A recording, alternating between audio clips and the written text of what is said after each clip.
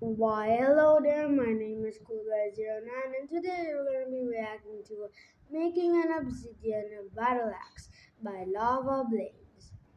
And by the thumbnail alone, this is what the obsidian axe is going to look like in the final result. Pretty nice. But I am not here to react just to an image, but the process of how this image came to be, aka the video. So before we begin, please like and subscribe. I've never made an obsidian battle axe before, but in this video, I'm going to make one and test it out. The first step in making the axe head is to bash it with a... Imagine like you don't hit the obsidian and accidentally hit your leg, bro. That would hurt so much. Ah, man. large stone and split the piece of obsidian into two halves. One of these halves I will chip into the axe head. In the early stage of reducing this large piece of obsidian, I'm using a rock to bash pieces off at the right angle with the right amount of force. This way I can thin it down fast and get closer to an axe head shape and dimension. I'm also trying to break off as many large pieces of obsidian as possible. That way I can use these to make future projects such as arrowheads or knife blades. Because obsidian is one of the sharpest materials on Earth, I placed two leather pads on my legs so that I don't get cut. Each time I strike the obsidian, many flakes are knocked off. Each has a razor edge, many times sharper than a surgeon's steel scalpel. This little obsidian flake is a perfect example of how sharp it can be. As you can see, it effortlessly cuts through this piece of stiff leather. At this stage, I've chipped off the exterior of the original stone, and now you can see we have a rough shape of an axe head. At this stage, So I'm guessing this is like an antler tool, which he got from like a deer, or maybe a shop that sells antlers and stuff. Again, that's poaching, and that is pretty bad because animal abuse. Don't kill animals just for their antlers and or bones and stuff. Cause come on, man, what did the animal do to you, huh? Yeah, I am talking about the wrong things. I switched to using an elk antler, which will help me chip off more precise pieces as the axe head becomes more refined. As I work out the basic shape of the axe head, I am not just chipping the cutting edge, I am also shaping the backside into a triangular tip so that the battle axe will have a sharp spike. This stage is not only to shape, but it is also to thin the piece down and make it more refined as we come closer to the finished product. Because obsidian is a volcanic stone, I occasionally run into ash pockets that can affect the quality of the piece. As I'm working Okay, honestly, that doesn't look much like a battle axe kind of piece, but more like a spearhead. I'm not gonna lie, but as we saw from the image in the beginning, it's definitely going to look like a battle axe in the final result. So I shouldn't be judgy. on the piece, I like to take a pause and make sure that the axe is coming along nicely and that it will fit into the axe handle that I carved. Though it looks cool, the shape is too bulky for this axe handle, so I have to do more chipping to slim it down.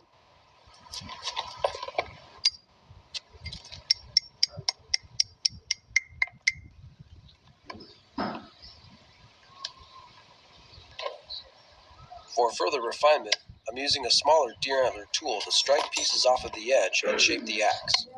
All of the flakes that I'm chipping off of the main piece of stone are technically waste, unless they are big enough to make something else from. The small shards are especially hazardous because they are very sharp and hard to see. These are the ones that cut me most.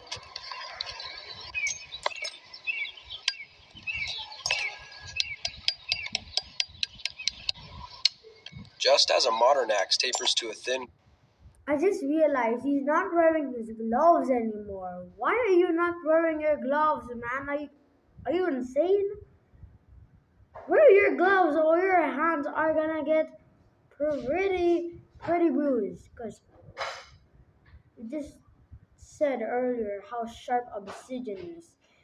And you're now just holding it and shipping it without a care in the world. You're not even wearing gloves.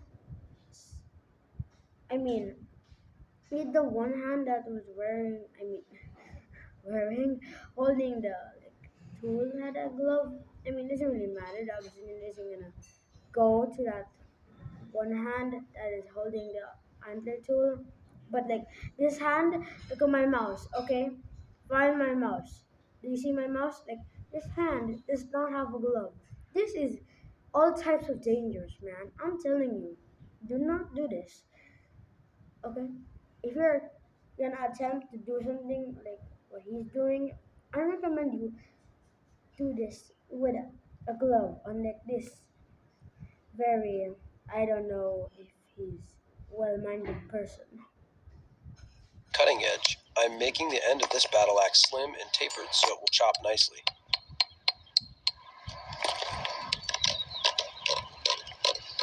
The benefit of using a smaller deer antler to strike the stone is that the point of contact on the edge is smaller and more precise. This allows me to reduce the risk of accidentally breaking the piece in half if I misstrike or hit it too hard.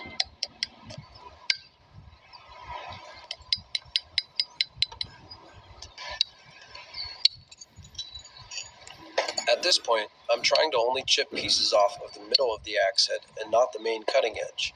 This is to ensure that we can maximize the width of the chopping portion of the axe, and to make sure that it fits nicely into the handle.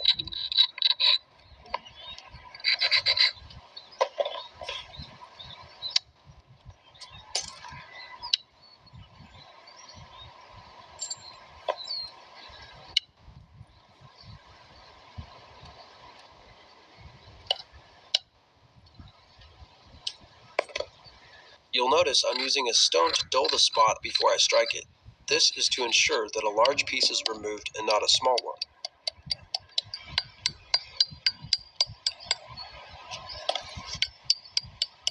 Just a few more taps on the edge with the large tool, and now it's time to use a deer antler tip to push hard and break obsidian flakes off the edge. This is how most of the fine shaping is achieved. This technique is called pressure flaking, and it's been used to make stone tools such as spearheads, knife blades, and arrowheads for tens of thousands of years. I just realized how old we are. Actually, we're not really that old, and you might say we have been on this planet for millions of years, kind of millions of years. And although you might be correct, we in the timeline this Earth has had life have only been here for a fraction of the Earth's time having life. Because you know when life first emerged in this planet we call home, we call Earth, it was like a few trillion years ago. And if you don't know how big that is, well, it's bigger than, yeah, I can't compare a trillion to anything really. I can't think of anything. Yeah. So much for making this incredible speech that was in my mind.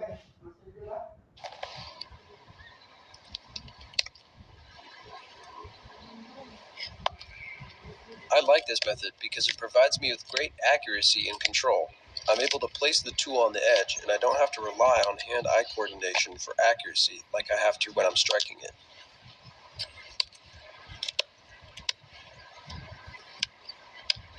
I'm using the same leather pad that was in my lap to protect my hand as I break off these sharp flakes of obsidian.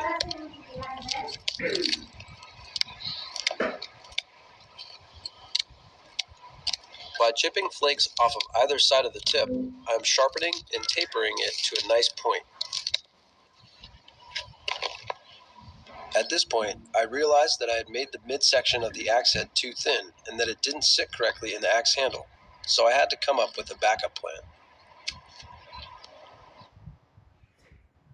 So much for that.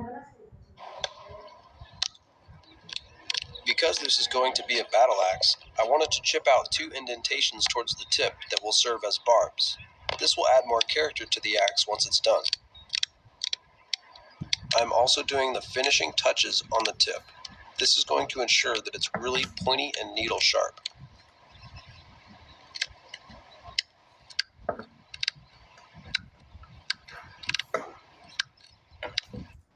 Look at that, look at that. What is that? Is that? Don't tell me he got that because an obsidian flew to that part of his hand. I'm telling you, wear gloves. Because, like, if obsidian did injure him, then why isn't he wearing gloves? Or maybe that's an injury to something completely unrelated to this video. And I am just overreacting.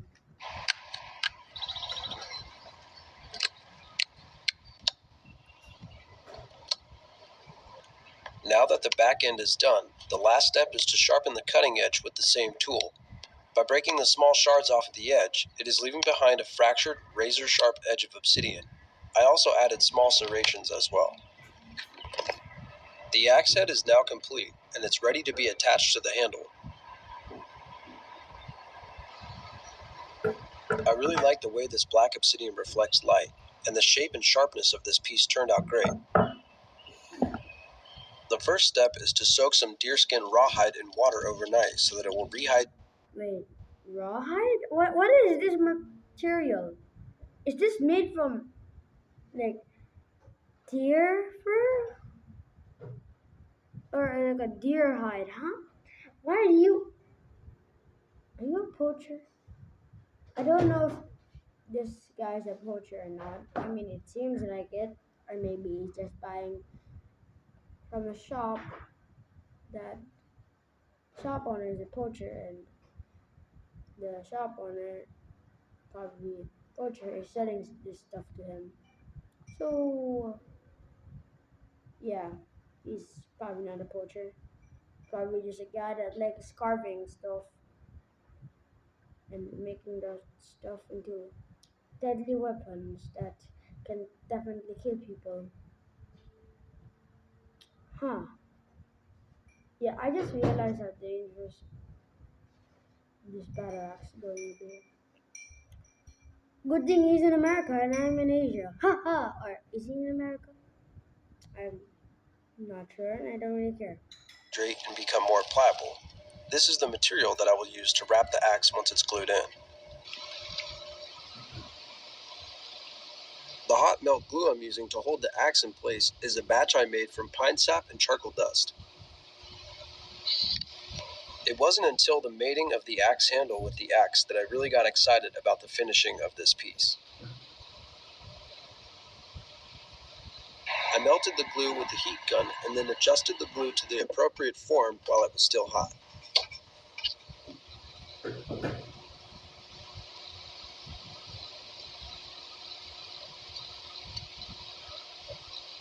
To further strengthen the bond between the two, I'm using JB Weld to hold the axe head in place.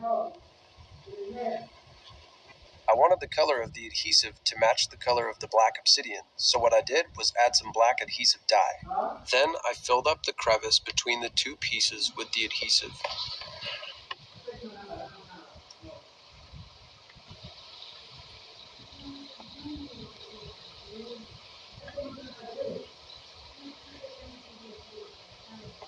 The second day, the rawhide is now completely saturated and malleable, and it's now time to wrap it to the axe. Rawhide is perfect for wrapping. Okay, so the axe is almost complete and is looking like the final result we saw at the beginning of this video, or that image we saw at the beginning of this video. So that's exciting to see. The axe to the axe handle. The reason being, as it dries, it will tighten and shrink, further securing the two together.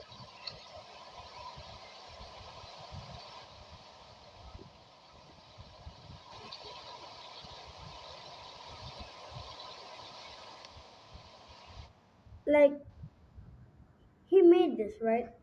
He made this for a purpose, not just for a YouTube video. He's definitely going to use this for something. Maybe chop wood, because no way am I just gonna believe he is just making this for a YouTube video. That's too much effort, and again, you could possibly just injure yourself.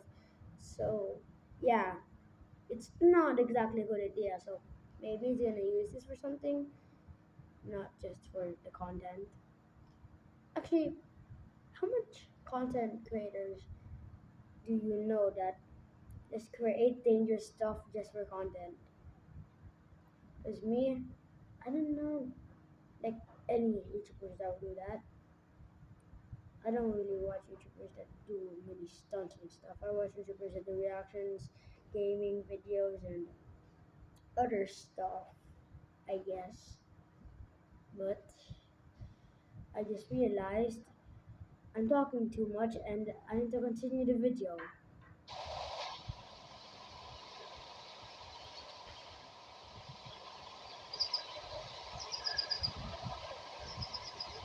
The last step on the axe is to wait and let it dry. The axe turned out really nice, and I was almost nervous to use it because it looked so cool. So he is going to use it, but why are you nervous to use the axe because it looks cool? Why are you nervous? Okay, I can't speak proper English anymore. Um, Let me try to rephrase what I was going to say. Why is he nervous to use the axe? Because it looks cool. Why? Why is he nervous to use the axe? Why, when using the axe, is he nervous? Okay, let's just continue. I do not know how to say that sentence properly.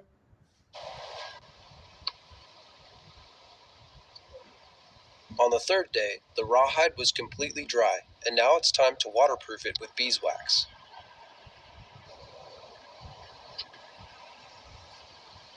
It's now time to test out the axe and see how well it performs.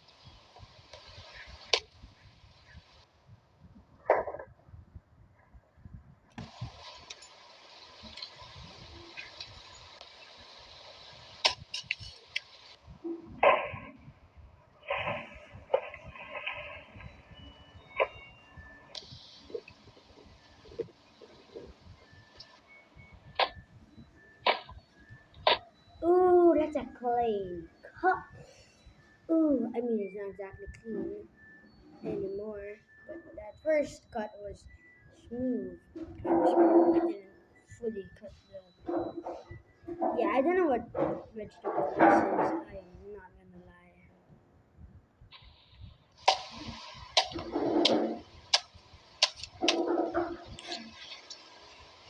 Okay, so that's definitely a like a can of something. I don't know what that says, but he's gonna use the axe on it. Let's see if it cuts in two or cuts into multiple pieces. Cuts in two. Okay, there's still juice in that? Why didn't he drink it first? Well, that was a proper. I mean, that was a really bad waste of proper drinks. It was just one drink, not multiple. I I can't speak proper English anymore. This is what happens when I speak too much Filipino. Mhm. I was right. Two pieces.